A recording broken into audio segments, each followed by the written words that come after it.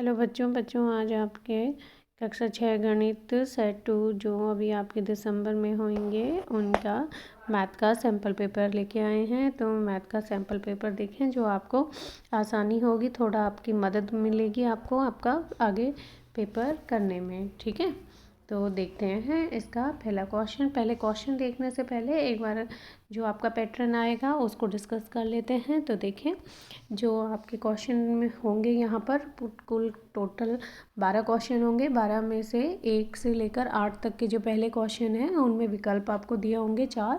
उन 4 में से आपको एक चूज़ करना है और ये 1-1 मार्क्स के होंगे। ठीक है, इसके बाद आपका 9वां और 10वां जो क्वेश्चन है बच्चों वो 2-2 मार्क्स के होंगे दोनों, और 11वां क्वेश्चन है वह 3 मार्क्स का, और जो 12वां क्वेश्चन है वो आपका 5 मार्क्स का होगा।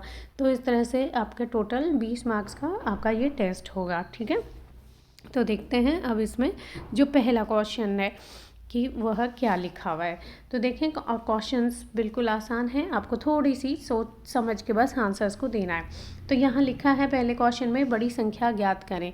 तो बड़ी संख्या ज्ञात करनी है और यहाँ दशमलव में ये दिए हुए हैं 0.3, 0.4 और फिर है 0.7 और 0.5। तो बच्चों देखो, जो दशमलव में जो भी दिया है ना, तो सबसे पहले हम इनका दशमलव हटाएंगे। दशमलव हटाने के लिए जहाँ दशमलव लिखा है उसके नीचे 1 लिखें और जो अंक है उसके नीचे 0 लिखें। ठीक है, आपको मैं बिल्कुल सीधे सीधे आसान तरीक़ों से ये बता रही हूँ ताकि आपको ज़्यादा कुछ कन्फ्यूज़न ना हो और आपका आंसर जल्दी से जल्दी निकल जाए। ठीक है, तो इस तरह से आपने इन सभी के नीचे 0.5 है तो उसके नीचे 10 हो गया, 0.7 है उसके नीचे भी 10 हो गया, 0.3 है उसके नीचे भी 10 हो गया। तो अब देखें, सभी के नीचे यहाँ 10 आ गया, यानी हमारा जो डिनोमिनेटर है वो सभी में सेम है। जब डिनोमिनेटर आपका सेम है तो ऊपर वाला अंक बस आपने देखना है। अब अंक जो सबसे बड़ा है वही आंसर होगा आपका। तो यहाँ 7 बड़ा अंक है ना, तो 0.7 वाला आपका आंसर होगा। ठीक है, तो इस तरह से यहाँ आपका ये ग भाग वाला आंसर हो गया। ठीक, इसके बाद देखें अगला 15 सेंटीमीटर को मीटर में बदलना है। तो बच्चों, कोई भी हम मीटर कर रहे हैं तो 1 मीटर में बराबर हमें पता है कि 100 सेंटीमीटर होता है। ठीक है, तो यहाँ 15 सेंटीमीटर लिखा हुआ है तो 15 के नीचे 100 लिखेंगे और इसको दशमलव में, अब यह आंसर आपका 0.15 मीटर आंसर आ जाएगा। ठीक, इसके बाद जो आपका तीसरा क्वेश्चन है, तीसरे क्वेश्चन में जो आपका जोड़ करने का लिखा हुआ है, थोड़ा सी यहाँ गलती हो गई थी तो बच्चों ध्यान से देख लीजिएगा। 0.007 है पहला, यहाँ आपने ध्यान देना है, सिर्फ दशमलव के नीचे दशमलव लगना चाहिए, तब आपका आंसर बिल्कुल ठीक आएगा। आपको और कुछ ज़्यादा सोचने की ज़रूरत ही नहीं पड़ेगी। तो देखें, पहले हमने 0.007 वाली पहली वाला नंबर लिख लिया, उसके बाद दूसरा है 8.5, तो दशमलव हमने पहले ही लगा लिया, तो उसके पहले वाला 8 उसके पहले लगा दें और बाद वाला अंक बाद में लगा दें बस। ठीक है, ऐसे ही है अगला 30.08। तो देखें, दशमलव हम यहाँ लगा लेते हैं पहले ही और उसके पहले जो अंक है 0 और 3। ठीक है, इस तरह से हैं। फिर पॉइंट के बाद वाले अंक 0 और 8। देखें बच्चों, ये सिर्फ आपको इसलिए बताया जा रहा है कि आप इकाई दहाई लिखने में बहुत ही अंकों को अंक के नीचे नहीं लिख पाते हैं और बहुत गड़बड़ करते हैं, है ना। तो आपका गलत ना हो, सिर्फ इसलिए मैं सीधा सीधा सरल सा आपको ये उपाय बता रही हूँ कि आपने बस दशमलव का ध्यान रखना है। दशमलव के नीचे दशमलव और जो अंक पहले वाले हैं उनको उनके पहले लिखें और बाद वालों को बाद के नीचे, और हर एक अंक के नीचे 1-1 अंक लिखते जाएं। ठीक, तो इस तरह से जो आपका आंसर निकलेगा बच्चों, ये देखें 538.587 वाला जो है वो आपका सही आंसर है, यानी कि ख भाग। ठीक, इसके बाद जो अगला क्वेश्चन है आपका, विभिन्न आंकड़ों के चित्रों को वस्तुओं के भागों के रूप में निरूपित करने वाली आकृति को क्या कहते हैं। तो देखें बच्चों, उसको चित्रालेख कहा जाता है। ठीक है, इसके बाद है वर्ग के परिमाप का सूत्र। ये आपका खाली स्थान दिया हुआ है, इस खाली स्थान को आपने भरना है। ठीक है, तो वर्ग में आपको पता है 4 भुजाएं होती हैं, तो बस आपने सीधा 4 भुजा वाला देखना है यहाँ। तो 4 गुणा में भुजा, ये वाला हमारा ख आंसर है। ठीक है, ये आपका आंसर हो जाएगा। इसके बाद अगला क्वेश्चन जो आपको दिया हुआ है, छठे क्वेश्चन में लिखा है बंद आकृतियों द्वारा घिरे गए तल के परिमाप को क्या, परिमाण को उसका कहते हैं। ठीक है, तो देखो, बंद आकृति है हमारी, सीधी सी बात है बिल्कुल। ठीक है, और उसका जो परिमाण निकलेगा तो वह उसका कहलाता है क्षेत्रफल। ठीक है, तो यहाँ आंसर आपका ख भाग आएगा, क्षेत्रफल। तो इस तरह से ये 6 क्वेश्चन हो गए। अब इसके बाद आगे देखते हैं अगला क्वेश्चन जो आपका 7वां क्वेश्चन है। ठीक है, थोड़ा सा इसे बड़ा कर लेते हैं ताकि आपको अच्छे से समझ आए। तो ये देखें, 7वें क्वेश्चन में लिखा है संख्याओं के वे संग्रह जो कुछ सूचनाएं देने के लिए एकत्रित किए जाते हैं आंकड़े कहलाते हैं। यहाँ आपने सत्य असत्य बताना है। तो बच्चों ये बिल्कुल सही बात है कि ये आंकड़े ही कहलाते हैं। ठीक है, इसके बाद अगला क्वेश्चन है मिलान चिन्ह। मिलान चिन्ह यहाँ दिखाया हुआ है, ऐसे देखें, ये 4 लाइन लगा के उसके ऊपर एक क्रॉस लगा दिया गया है। तो ये जो संख्या देखो 4 पहले और उसका क्रॉस जो है 5, तो ये बन गया 5 हमारा। ठीक है, तो यहाँ लिखा है मिलान चिन्ह जो ये निशान दिखा रहा है कि आंकड़ों की संख्या 5 है। ये बिल्कुल ठीक है ये भी, तो ये भी आपका सत्य आ जाएगा। ठीक है, इसके बाद आप देखते हैं ख भाग।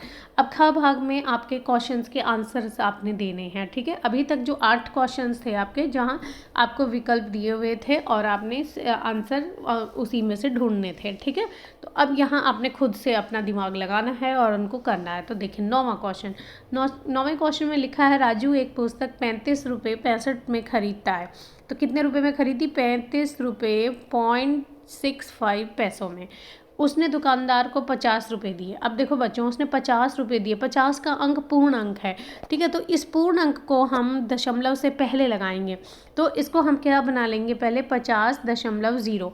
ठीक, तो इस तरह से दशमलव लगाने से ना आपको आसानी हो जाएगी इसको हल करने में, क्योंकि 50 पूर्ण अंक है तो पूर्ण अंक यहाँ पे 35 है, तो इसके नीचे ऐसे लिखेंगे 50 और 0.00। आप 2 अंक हैं आगे तो 2 अंक लगा सकते हैं। ठीक है, तो अब यहाँ क्या करना है, क्वेश्चन में पूछा गया है वापस दिए। वापस दिए का मतलब क्या है कि वहाँ आपको घटाना पड़ेगा ये। ठीक है, तो 50 रुपये आपके पास थे, आपने दुकानदार से जो किताब खरीदी 35 रुपये 65 पैसे में खरीदी, तो इसको आपने आप घटाना है। ठीक है, तो इस तरह से जब आप घटाएंगे तो आपका बिल्कुल सही आंसर आ जाएगा। ठीक, जैसे यहाँ 10, ये आप यहाँ पर क्या कर सकते हैं, अब ये 0 ऊपर है नीचे 5 है, तो इसको यहाँ से उधार ले लें। तो उधार लेने में आपको इस 5 से ही लेना पड़ेगा सीधा, क्योंकि बाकी 0 0 हैं। तो ये 0, 10 में से 5 घटाएंगे 5। अब देखो इसने उधार लिया था तो इस वाली 0 ने अपने पास बचा लिया कुछ, है ना, तो इसके पास 9 बचा रह गया। तो 9 में से 6 घटाएंगे 3, और इसके बाद इस 0 ने भी अपने पास बचा लिया, इधर भी 9 रह गया। 9 में से 5 घटाएंगे 4, और यहाँ क्योंकि इसने उधार दिया था 1, ठीक है, तो यहाँ बच गया 4 में से 3 गया 1, तो ये आपका आंसर आएगा 14.35। तो आंसर बिल्कुल ध्यान से निकालें बच्चों। ठीक है, इसके बाद अगला क्वेश्चन देखें, किसी आयत की भुजाएं जो हैं वह 3 सेंटीमीटर और 4 सेंटीमीटर हैं, उसका क्षेत्रफल हमने निकालना है। तो आयत के क्षेत्रफल जो होता है बच्चों, उसका सूत्र होता है लंबाई गुणा में चौड़ाई। आपने जो कुछ ज़्यादा नहीं करना है, सिर्फ इसमें जो भी लंबाई चौड़ाई मतलब 2 भुजाएं दी हुई हैं, तो एक लंबाई में होगी एक चौड़ाई में होगी। ठीक, तो इनको आपने बस गुणा कर देना है। 3 को 4 से गुणा करा तो यहाँ 3 चौक 12 सेंटीमीटर ऊपर वर्ग। ठीक है, तो वर्ग सेंटीमीटर ये आपका उत्तर आ जाएगा। ठीक, इसके बाद अगला क्वेश्चन देखते हैं। अगले क्वेश्चन में लिखा है एक त्रिभुज का परिमाप ज्ञात कीजिए जिसकी भुजाएं 10 सेंटीमीटर 14 सेंटीमीटर और 15 सेंटीमीटर है। तो देखें परिमाप निकालना है अब हमने। तो परिमाप जो होता है किसी भी आकृति का जो पूरा उसके चारों तरफ हम लोग घूम जाते हैं, वह उसका परिमाप कहलाता है। ठीक है, तो अब यहाँ पर हमें त्रिभुज दिया हुआ है, तो त्रिभुज के परिमाप की 3 भुजाएं दी हुई हैं, क्योंकि त्रिभुज में 3 होती हैं भुजाएं, तो इन तीनों को ही हम जोड़ देंगे। तो 10 + 14 + 15 इस तरह से आप कर देंगे तो आपका आंसर आ जाएगा। यहाँ पर यह आंसर आपका आ गया 39। ठीक है, तो इस तरह से आप इसको आंसर लिख सकते हैं। ठीक, इसके बाद देखें आपका 12वां क्वेश्चन और आखिरी क्वेश्चन। तो यहाँ 12वां क्वेश्चन बिल्कुल आसान सा है आपका। देखो कैथरीन ने एक पासा लिया है, उसको 40 बार उछालने पर प्राप्त संख्या को लिख लिया, और इस तरह 40 बार उसने उसको उछाला और जो भी संख्याएं आई वो यहाँ पर दी गई हैं। ठीक है, तो अब इन संख्याओं को आपने क्या है मिलान चिन्ह का प्रयोग करके लिखना है, और यहाँ पे 3 क्वेश्चन पूछे गए हैं, उनके जवाब देने हैं। तो मिलान चिन्ह के लिए देखो मैं आपको सिर्फ बता देती हूँ कि किस तरह करना है। तो जैसे संख्या 1 है, तो 1 यहाँ पर आप जितनी बार भी आया है उसको गिन लें। हर एक संख्या में ये एक पंक्ति के अनुसार गिने। ठीक है, तो आपका आंसर गलत नहीं होगा। ये 1 हो गई, ये 2, जैसे इसमें ये दूसरी संख्या हो गई 1 की, ये तीसरी संख्या 1 की हो गई, ये चौथी हो गई। ठीक है, फिर ये 5वीं हो गई, और उसके बाद ये छठी और यहाँ 7, तो इस तरह 7 आपके 1 के अंक हैं। तो मिलान चिन्ह के लिए 1 2 3 4 पहले लगाएंगे लाइन, उसको 5वीं को काट देंगे और 2 फिर लिख देंगे इस तरह, ठीक है। और यहाँ कितनी बार में आप 7 लिखेंगे। तो इस तरह से हर एक संख्या को गिन के आप इनका मिलान चिन्ह बनाएंगे और उनको टोटल कर लेंगे। तो आपका यहाँ टोटल भी 40 ही आएगा, देखें अगर आपने सही से इन संख्याओं को गिना है तो, ठीक। इसके बाद इसमें जो क्वेश्चन पूछा गया, देखें न्यूनतम बार आने वाली संख्या। तो न्यूनतम बार जो सबसे कम बार संख्या आई है वो आपको यहाँ पर आने से, मतलब जब आप इसको हल करोगे तो आपका आंसर जब आएगा तो आपको पता चल जाएगा सबसे कम बार कौन सी संख्या आई है। तो वैसे मैं आपको बता देती हूँ, इसमें जो सबसे कम बार संख्या आएगी वह 4 ही आएगी, 4 बार आएगी, ठीक है। तो ये वाला जो पहला भाग है इसका आंसर आपका 4 आएगा। और अधिकतम बार आने वाली संख्या, अधिकतम जो संख्या आएगी आपकी, ठीक है, तो वह संख्या आपकी आएगी 5। 5 का अंक जो है आपका वह 11 बार आएगा। तो ये अधिकतम बार जो आएगी संख्या वह 5 आएगी। और समान बार बिल्कुल बराबर जो आई है वह जो संख्या है आपकी, 2 संख्याएं हैं आपकी जो बराबर आएंगी, ये एक तो 1 ही आएगी और दूसरा आएगी 6। तो 2 संख्याएं आपकी 1 और 6 जो हैं वो बराबर आएंगी, ठीक है। तो इस तरह से ये 3 आपके आंसर हो जाएंगे और मिलान चिन्ह आपने बनाना है, ठीक है बच्चों।